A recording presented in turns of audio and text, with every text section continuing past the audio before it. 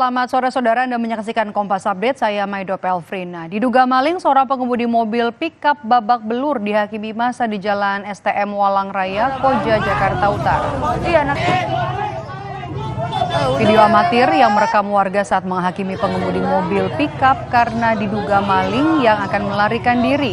Namun dari hasil penyelidikan polisi menyebut pengemudi mobil bukanlah maling maupun pelaku tabrak lari. Pengemudi mengaku takut dan mencoba kabur dari petugas dishub karena mobil miliknya akan diderek. Polisi hingga kini masih mencari pelaku yang memprovokasi warga hingga menghakimi pengemudi hingga terluka.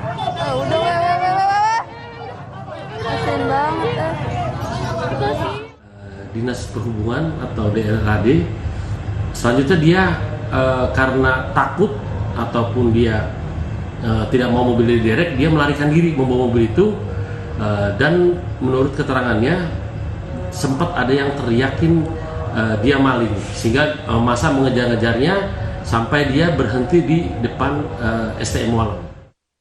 Informasi terkini lainnya akan hadir dalam program Kompas Petang sesaat lagi. Demikian Kompas Update, saya Maido Pelfrina. Sampai jumpa.